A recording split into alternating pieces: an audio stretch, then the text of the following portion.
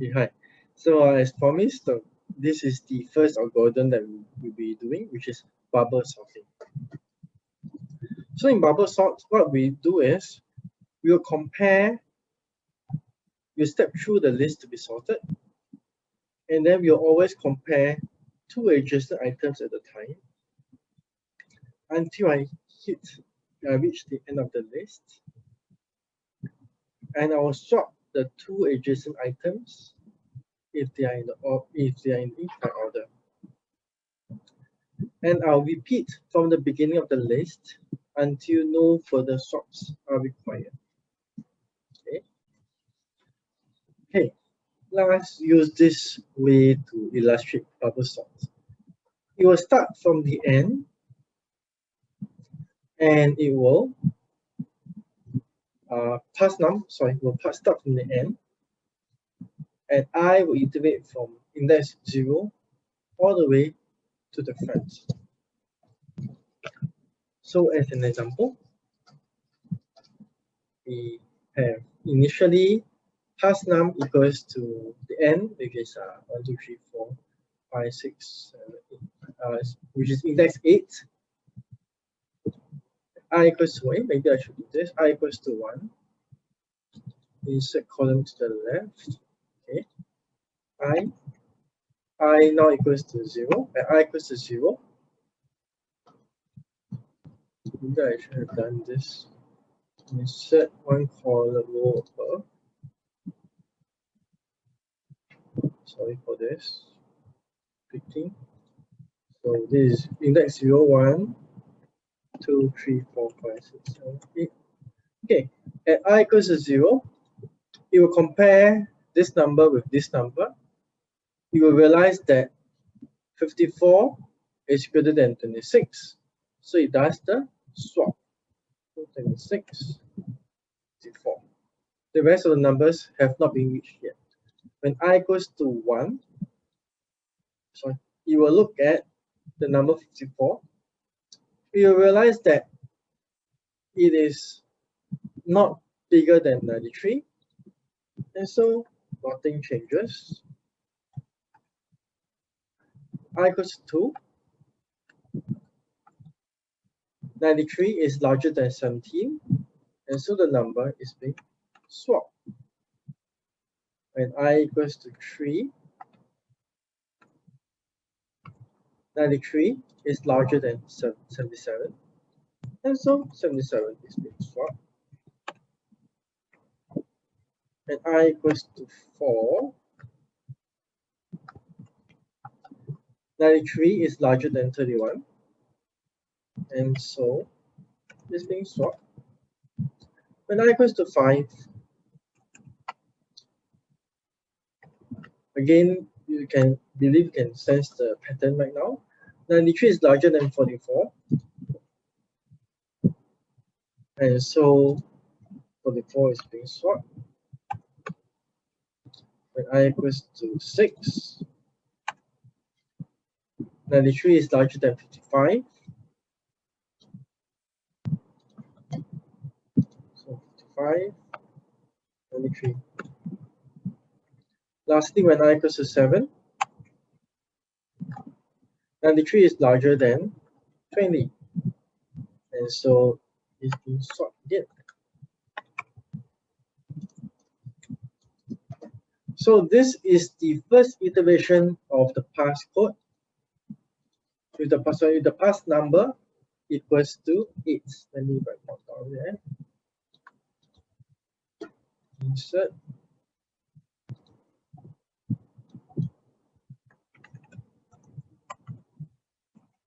Equals to 8.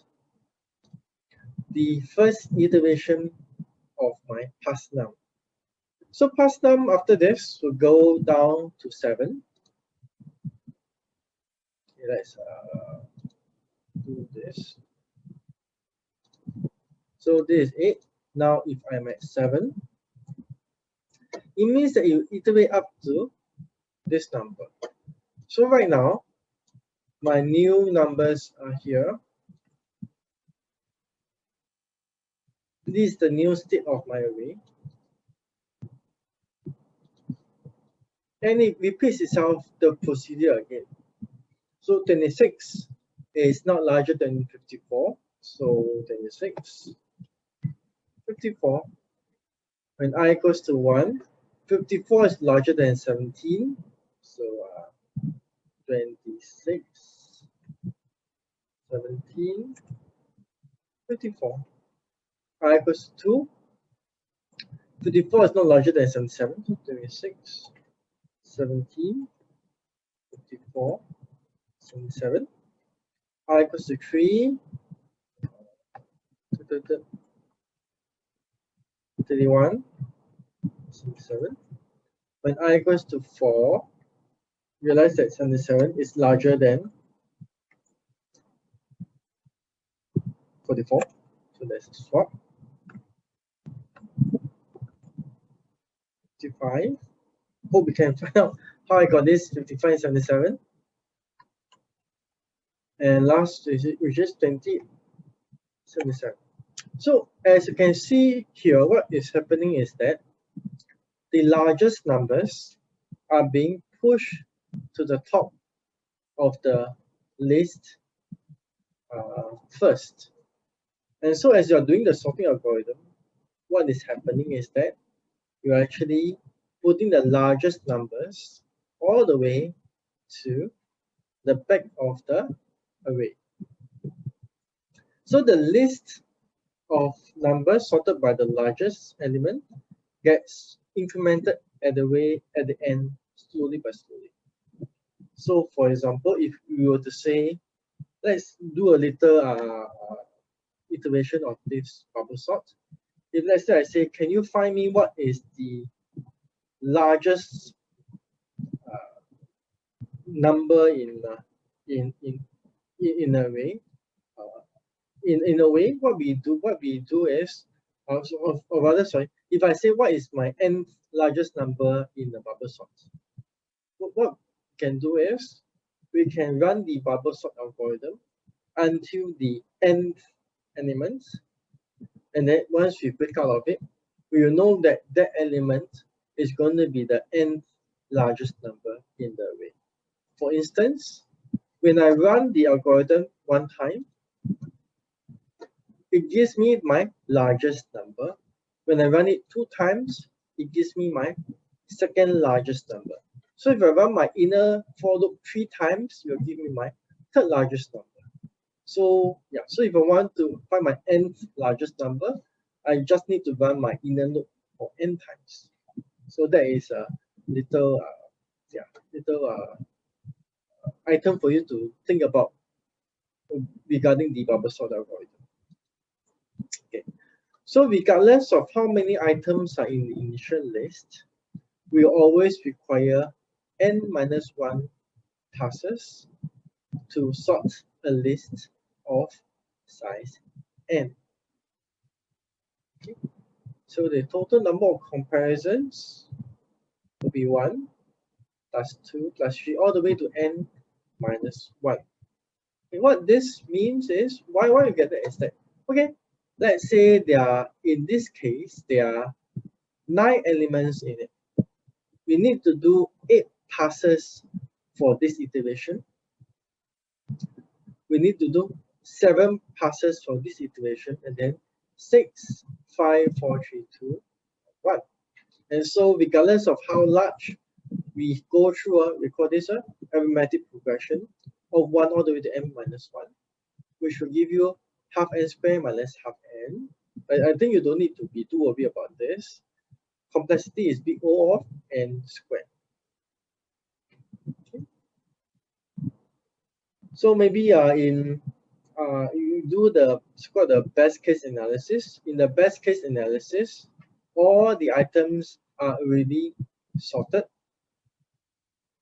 All the items are already sorted, and we will not be required to carry out any of these swaps. Okay. In the worst case, every comparison will result in an exchange. But one thing you want to take note of this is that regardless of is it in the worst case scenario or in the best case scenario, the two for loops will always run regardless of what is the how sorted or unsorted your array is. We'll compare that with later algorithms to find that some of the other algorithms are able to let you break out of the loop a little bit earlier if the array is already sorted away. Okay. Yeah, so that is it for the first bubble sort algorithm. Thank you.